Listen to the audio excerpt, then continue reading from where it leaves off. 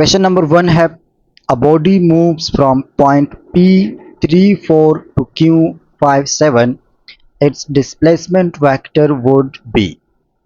एक बॉडी है जो कि पॉइंट 34 से लेकर पॉइंट 57 तक मूव करती है। यहाँ पर जो 3 और 4 है ये कोऑर्डिनेट्स है पॉइंट्स के टू डायमेंशनल स्पेस में। ये फर्स्ट नंबर x कोऑर्डिनेट को रिप्रेजेंट करता है और जो दूसरा वाला है ये y कोऑर्डिनेट को रिप्रेजेंट करता है। ये स्टार्टिंग पॉइंट है तो हम कह सकते हैं कि ये x1 है और ये y1 है। इस पॉइंट तक आ रहा है तो ये x2 पॉइंट है और ये y2 पॉइंट है और हमने फाइंड करना है डिस्प्लेसमेंट वेक्टर। तो जब भी हमें स्पेस के अंदर दो पॉइंट्स के कोऑर्डिनेट्स गिवन हो और हमने डिस्प्लेसमेंट वेक्टर फाइंड करना हो तो डिस्प्लेसमेंट वेक्टर का फॉर्मूला होता है इस डिस्प्लेसमेंट वेक्टर का x कोऑर्डिनेट इक्वल होता है x2 माइनस x1 के और इसका y कोऑर्डिनेट इक्वल होता है y2 माइनस y1 का। तो ये हम लिख सकते हैं x2 क्या है 5 है और x1 3 है तो 5 माइनस 3 इज इक्वल टू 2 हो जाएगा और y कोऑर्डिनेट y2 7 है और y1 4 है तो 7 माइनस 4 इज इक्वल टू 3 हो जाएगा। अब ये डिस्प्लेसमेंट वेक्टर के कोऑर्डिनेट्स है तो हम इसको वेक्टर फॉर्म में लिख सकते हैं। x कोऑर्डिनेट के साथ या x डायरेक्शन को हम i यूनिट वेक्टर से रिप्रेजेंट करते हैं और y डायरेक्शन को हम j यूनिट वेक्टर से रिप्रेजेंट कर सकते हैं। तो हम लिख सकते हैं कि 2i प्लस 3j। तो ये क्या है, ये हमारा डिस्प्लेसमेंट वेक्टर है 2i plus 3j, option D है। नेक्स्ट क्वेश्चन भी बिल्कुल इसी तरह है, वही डिस्प्लेसमेंट वेक्टर है जो अभी हमने फाइंड किया 2i प्लस 3j, लेकिन यहाँ पर पूछ रहा है the magnitude of its displacement vector. इस डिस्प्लेसमेंट वेक्टर का मैग्नीट्यूड बताए। तो जब भी हमें कोई वेक्टर गिवन हो, चाहे वो फोर्स का वेक्टर हो, चाहे डिस्प्लेसमेंट का वेक्टर हो या कोई भी जनरल वेक्टर हो, तो हम उसका मैग्नीट्यूड फाइंड कर सकते हैं। इस तरह टू लाइंस हम ड्रा करेंगे, इसको मैग्नीट्यूड या मॉड्यूल्स बोलते हैं और ये इक्वल होता है under the root x coordinate का स्क्वायर यानी 2 का स्क्वायर प्लस y कोऑर्डिनेट का स्क्वायर यानी 3 का स्क्वायर। तो अब ये इक्वल हो जाएगा 2 का स्क्वायर 4 प्लस 3 का स्क्वायर 9, तो 4 plus 9 is equal to under the root 13 और under root 13 approximately equal to 3.6। Answer option C है। ये स्क्वायर रूट आप कैसे अप्रोक्सीमेट कर सकते हैं? देखिए 13 से लेस नंबर जो आपको पता है उसका स्क्वायर रूट 9 है और इसका स्क्वायर रूट क्या है 3 है। इससे ग्रेटर नंबर जो आपको पता है वो 16 है और उसका स्क्वायर रूट क्या है 4 है। तो 13 इन दोनों के बिटवीन है, इस वजह से इसका स्क्वायर रूट भी इन दोनों के बिटवीन होगा और ये तकरीबन मिडल में है लेकिन 16 की तरफ थोड़ा ज़्यादा करीब है। तो ये भी 3 और 4 के मिडल में होगा यानी 3.5 होगा लेकिन 4 की तरफ थोड़ा करीब, तो ये 3.6 आप अप्रोक्सीमेट कर सकते हैं। ये थोड़ा सा आप अप्रोक्सीमेशन सीख ले तो अच्छा होगा, टेस्ट में बहुत काम आएगा। नेक्स्ट क्वेश्चन है कि a force of 6 newton acts on a mass of 1 kg which acquires a velocity of 30 metre per second. 6 newton force act करता है किसी बॉडी पर जिसका मास 1 kg है और ये बॉडी वेलोसिटी इसको मिल जाती है 30 second. The time for which the force acts is, वो टाइम फाइंड कर लीजिए जिसमें ये फोर्स एक्ट करता है। तो इस टाइम को हम कैसे फाइंड करेंगे? एक्सेलरेशन के फॉर्मूला से। एक्सेलरेशन हमें पता है कि is equal to velocity divide by time.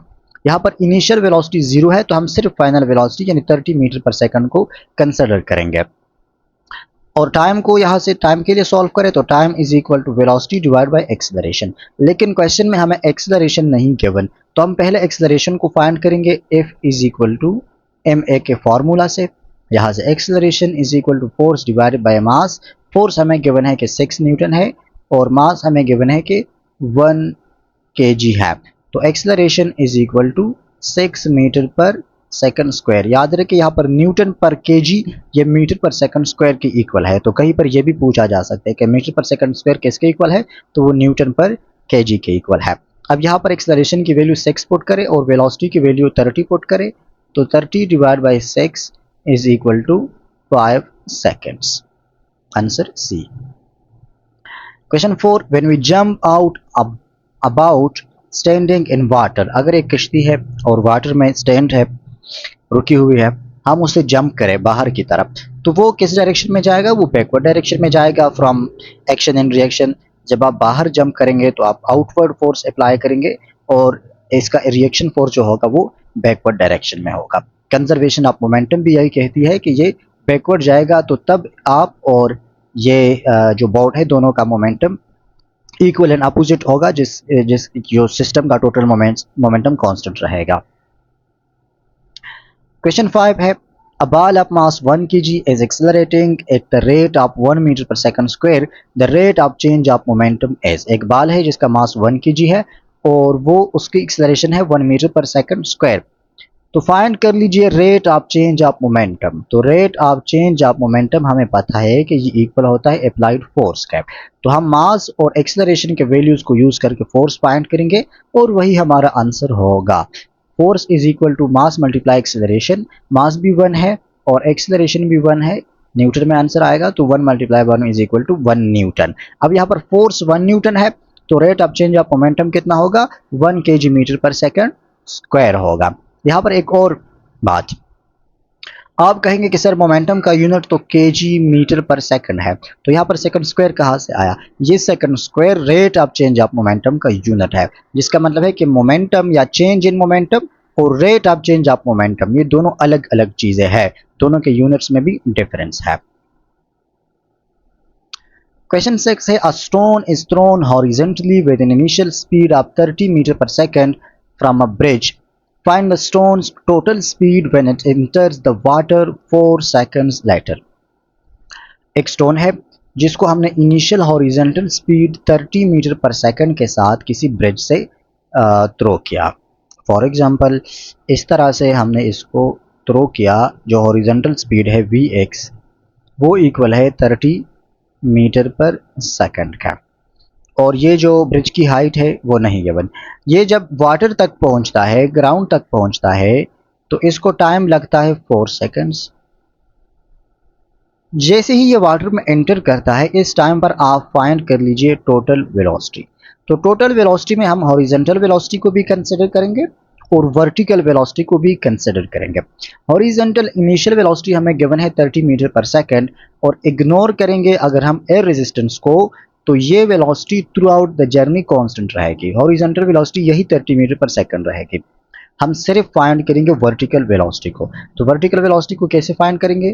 Final velocity हमें पता है is equal to initial velocity plus gt। In this case initial velocity is 0, initial vertical velocity is 0, तो final velocity is equal to acceleration multiply by time. Acceleration की value 10 ले ले और time 4 seconds है, तो this is equal to 40 meter per second.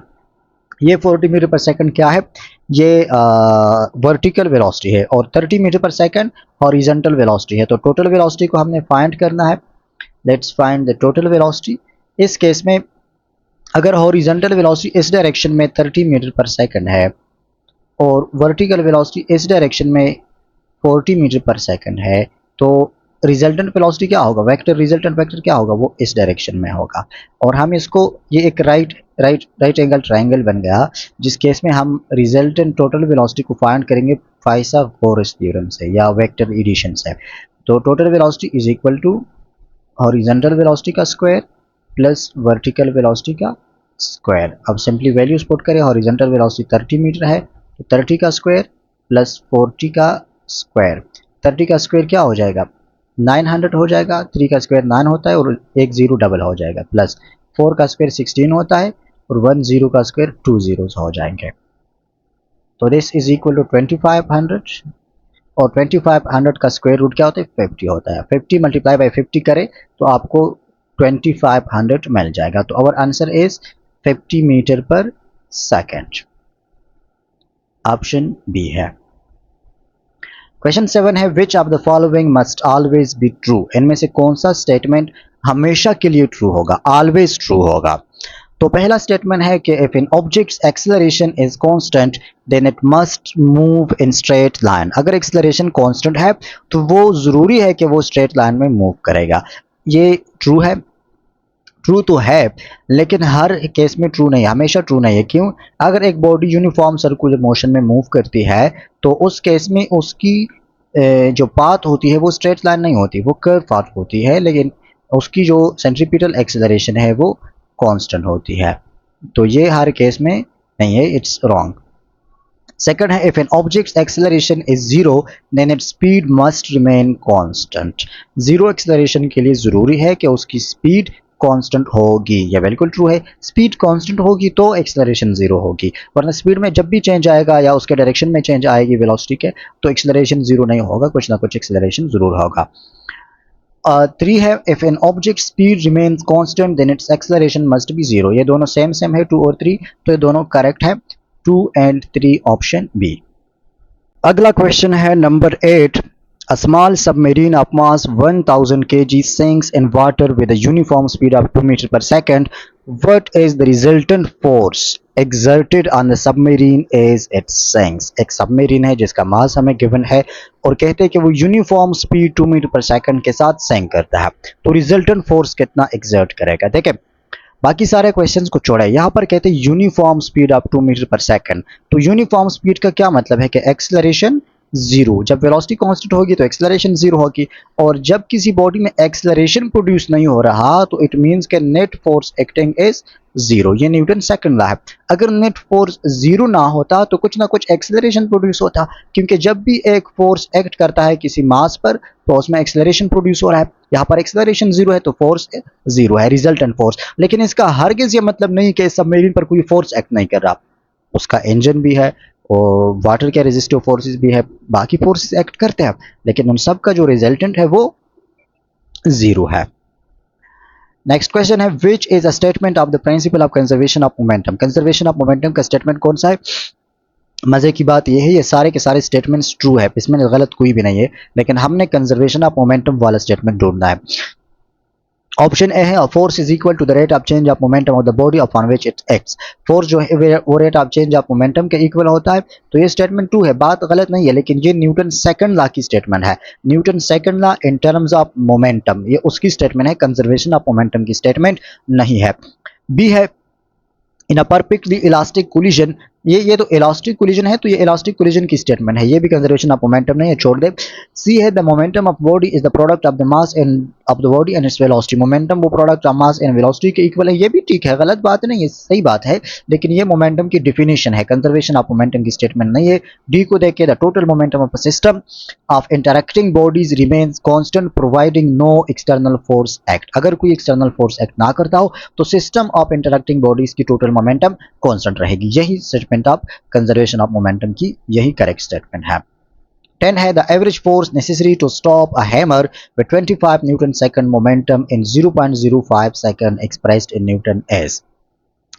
एक hammer है जिसका मोमेंटम 25 न्यूटन सेकंड है और हमने उसको स्टॉप करना है 0.05 सेकंड में। स्टॉप करने का मतलब क्या कि इसका मोमेंटम जीरो करना है, तो जीरो करने के लिए हम क्या करेंगे, कितना फोर्स रिक्वायर्ड होगा, तो force is equal to rate of change of momentum. Momentum की रेट हमें गिवन है कि वो 25 न्यूटन सेकंड है और टाइम 0.05 है। तो ये डिवीजन कैसे करेंगे, 0.05 का जो पॉइंट है ये 2 डिजिट यहाँ पर ले आए, तो ये हो जाएगा 5 multiply by 10 to the power -2 हो जाएगा, 5 1 ज़ा 5, 5 5 ज़ा 25, और ये -2 ऊपर चला जाएगा तो ये हो जाएगा 10 टू द पावर +2, और मैं इसको लिख सकता हूँ 2 zeros 500 न्यूटन, ये इसके इक्वल हो जाएगा। 11 है, an object is projected upwards with a velocity of 100 metre per second, it will strike the ground after। एक ऑब्जेक्ट है जिसको हमने initial velocity 100 metre per second दिया, तो वो वापस ग्राउंड कितने टाइम में पहुंचेगा। भाई जल्दी आओ ना, तुम कितने टाइम में पहुंचेंगे।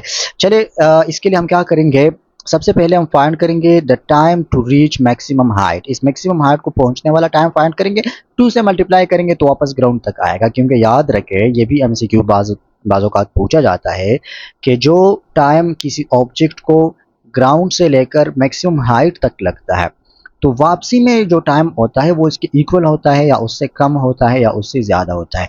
हमें इस तरह फील होता है ना कि वापस की वेलोसिटी चूंकि ज़्यादा होती है, इंक्रीजिंग वेलोसिटी होती है, acceleration due to gravity downward act करता है, तो ये टाइम कम होगा, लेकिन ऐसा नहीं, ये दोनों टाइम्स इक्वल होंगे जब हम एयर रेजिस्टेंस को इग्नोर करेंगे। तो हम एक को फाइंड करेंगे, 2 से मल्टीप्लाई करेंगे। एक को कैसे फाइंड करेंगे, हमें पता है कि final velocity vf is equal to initial velocity plus gt। यहाँ पर इनिशियल वेलोसिटी हमें गिवन है फाइनल वेलोसिटी हाईएस्ट पॉइंट पर क्या होती है? हाईएस्ट पॉइंट पर वेलोसिटी 0 होती है। तो इनिशियल वेलोसिटी यानी minus initial velocity is equal to G T. हमने टाइम फाइंड करना है तो time is equal to V I by G. G minus को इग्नोर करिए, सिर्फ डायरेक्शन को शो करते हैं वेलोसिटी की, बाकी टाइम के साथ माइनस लगाए ना लगाए उससे कोई फर्क नहीं पड़ता। टाइम स्केलर क्वांटिटी है। इनिशियल वेलोसिटी 100 है, जी की वैल्यू 10 ले ले तो 0 0 के साथ cancel is equal to 10 seconds. 10 seconds या मैक्सिमम हाइट तक लगेगा एक में। तो ओवरऑल ट्रिप में कितना टाइम लगेगा? 10 multiply by 2 is equal to 20 seconds. Next, if the force acting on a body is doubled, then acceleration becomes. Acceleration is directly related to force. तो अगर force को हम डबल करेंगे, acceleration भी double होगा। 13 है when a heavy particle collides with a light particle at rest, then after collision the target particle moves with. अगर एक heavy object है, ये इसका मास m1 है और ये एक लाइटर ऑब्जेक्ट है, इसका मास m2 है। अगर m1 very very greater than m2 है हेवी ऑब्जेक्ट से और ये इस लाइटर के साथ कोलिजन कर ले, ठीक है, कोई बड़ा सा पहलवान बंदा हमारे ऊपर गिर जाए तो क्या होगा? उसके बाद टारगेट पार्टिकल क्या करेगा? उसकी वेलोसिटी क्या होगी? ये कोलिजन के डिफरेंट केसेस है कि अगर दोनों के मासेस इक्वल होंगे और कोलिजन करेंगे तो वेलोसिटी क्या होगी, अगर एक कम होगा दूसरा ज़्यादा हो तो क्या होगी, इस पर हम डिटेल वीडियो अपलोड करेंगे। लेकिन इस केस में जब m1 very very greater than m2 हो तो कोलिजन के बाद m2 की velocity 2 times of velocity of m1 होगी। m1 की जो इनिशियल वेलोसिटी होगी उसके डबल होगी, यानी लाइटर की जो वेलोसिटी होगी वो 2 टाइम्स v1 होगी। ये फार्मूला आप याद रखें इस केस में, even m1 is very very greater than m2। अगर हमें v1 गिवन होती कि वो ये 10 मीटर पर सेकंड है तो m2 की वेलोसिटी क्या होती? 20 मीटर पर सेकंड होती। तो option C double the velocity of incident particle. ये डिफरेंट केसेस है, कोशिश करेंगे इसको किसी लेक्चर में कवर करें। 14 है a bullet is fired with a gun from tower horizontally with a velocity of 400 meter per second. At the same time a stone is dropped from the same tower. तो ये दोनों ground तक कौन सी पहले पहुंचेगी? एक टावर से हम हॉरिजॉन्टल वेलोसिटी 400 मीटर के साथ एक बुलेट को फायर करते हैं, ये इसकी इनिशियल वेलोसिटी है। दूसरा हम एक स्टोन को डाउनवर्ड फेंकते हैं जिसकी इनिशियल वेलोसिटी 0 है, कोई इनिशियल वेलोसिटी इसको नहीं देते। तो कौन सा पहला पहुंचेगा? दोनों एट द सेम टाइम पहुंचेंगे। क्यों? क्योंकि हॉरिजॉन्टल वेलोसिटी का वर्टिकल डिस्टेंस के साथ कोई काम नहीं है। हॉरिजॉन्टल वेलोसिटी का मतलब यह है कि इसकी वजह से ये जो बुलेट है ये हॉरिजॉन्टल डायरेक्शन में तो डिस्टेंस कवर करेगा, लेकिन वर्टिकल डायरेक्शन में सेम माइनस जी यहाँ पर भी एक्ट करता है, माइनस जी यहाँ पर भी एक्ट करते हैं। तो एक्सेलरेशन डाउनवर्ड दोनों की सेम है, ग्राउंड दोनों एट द सेम टाइम पहुंचेंगे, both will reach the ground eight the same time. हाँ, तब मसला होता अगर जो बुलेट की ये इनिशियल वेलोसिटी है ये वर्टिकल इनिशियल वेलोसिटी होती, तब जो है ये पहले पहुंचता, लेकिन इस केस में दोनों एट द सेम टाइम पहुंचेंगे। लास्ट क्वेश्चन है इस वीडियो का, if a body starts from rest and travels 120 centimeter in 6 second then what is the acceleration? Very important. अगर एक बॉडी रेस्ट से स्टार्ट करती है, इनिशियल वेलोसिटी 0 है, लेकिन वो अपने जर्नी के 6 सेकंड में, ये याद रखें 6 सेकंड का मतलब ये नहीं कि time is equal to 6 seconds, no, 6 second का मतलब है कि वो क्या उर्दू में कहते हैं चटवे सेकंड, या पता नहीं क्या कहते हैं उर्दू में, मतलब एक सेकंड में 120 सेंटीमीटर। तो 120 centimeter is equal to 1.2 meter और 1.2 मीटर पर सेकंड ये इसकी फाइनल वेलोसिटी है। 6 सेकंड पर इसकी वेलोसिटी क्या है? 1.2 मीटर पर सेकंड और इनिशियल वेलोसिटी 0 है। टोटल टाइम कितना है? 6 सेकंड्स है टोटल टाइम। तो एक्सेलरेशन को फाइंड कर लीजिए। Acceleration is equal to 1.2 metre per second divide by 6 seconds, second square हो जाएगा और 1.2 को 6 पर डिवाइड करके you will get the answer 0.20 metre per second square. This is हमारा correct answer, option A. I